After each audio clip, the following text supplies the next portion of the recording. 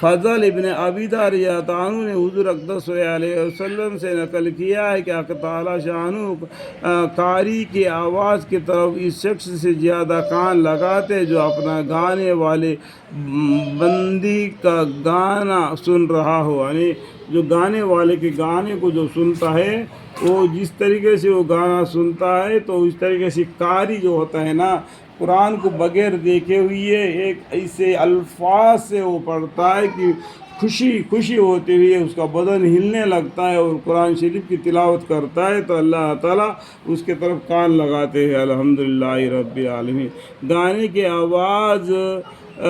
کی طرف فطرن اور طبعاً توجہ ہوتی ہے، مگر شرع روح کے وجہ سے دیندار لوگ روح کے طرف سے دیکھو ادھر متوجہ نہیں ہوتے، لیکن گانے والے اپنی مملوک ہو تو اس کا گانا سننے میں کوئی شرع نقص بھی نہیں،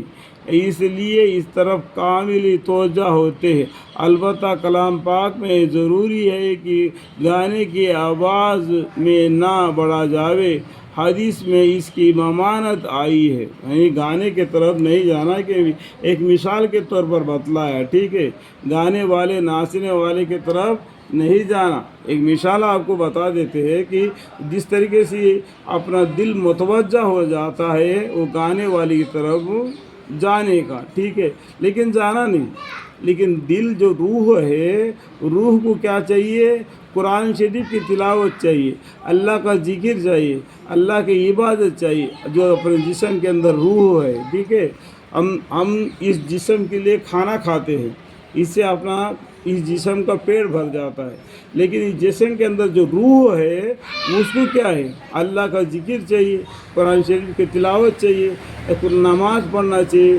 قرآن کے احکام کو ادا کرنا چاہیے، اس سے یہ روح کو پیٹ بھر جاتا ہے، ٹھیک ہے۔ البتہ کلام پاک میں یہ ضروری ہے کہ گانے کی آواز میں نہ پڑھ جاوے، حدیث میں اس کی ممانعت آئی ہے۔ ایک حدیث میں ہے کہ ایاکم ولہون اہل العشق کی الحدیث، یعنی اس سے بچو کہ جس طرح عاشق غزلوں کو آواز بنا کر موسیقیوں فوقیوں پر پڑھتے ہیں، اس طرح مت پڑھو۔ مشائخ نے لکھا ہے کہ اس طرح کا پڑھنے والا فاسق اور سننے والا گناہ گار ہے۔ جیسا کہ درگاہ شریف کے پاس دیکھو بہت سے لوگ بیٹھ جاتے ہیں اور کیا کیا گانے گاتے ہیں، تو آواز میں وہ کیا اپنا زبان سے نکالتے ہیں، تو اس کے بارے میں بولتے ہیں اس طرح کا پڑھنے والا فاسق اور سننے والے گنہ گار ہے۔ مگر گانے کا ادا کی رعایت کی بغیر خوشی آواز مطلوب ہے۔ حدیث میں متعدد جگہ اس کی ترغیب آئی ہے۔ ایک جگہ ارشاد ہے کہ اچھی آواز سے قرآن شریف کو مزین کرو، ایک جگہ ارشاد ہے کہ اچھی آواز سے کلام اللہ شریف کا حسن دو بھلا ہو جانتا ہے۔ حضرت شیخ عبد القادر جیلانی رحمۃ اللہ علیہ اپنی کتاب غنیہ میں ارشاد فرماتے ہیں کہ عبداللہ بن مسعود رضی اللہ عنہ ایک مرتبہ کوفہ کے نوحہ میں جا رہے تھے کہ ایک جگہ فساق کا مجمع ایک گھر میں جمع تھا، ایک گویا جس کا نام آذان تھا گا رہا تھا اور سارنگی بجا رہا تھا۔ ابن مسعود رضی اللہ عنہ اس کی آواز سن کر ارشاد فرمائے کہ کیا ہی اچھی آواز تھی، اگر قرآن شریف کی تلاوت میں ہوتی، اور اپنے سر پر کپڑا ڈال کر گزارے ہوئے چلے گئے۔ زازان نے ان کو بولتے ہوئے دیکھا، لوگوں سے پوچھنے پر معلوم ہوا کہ عبداللہ بن مسعود رضی اللہ عنہ ایک صحابی ہے، اور ارشاد فرمائے گئے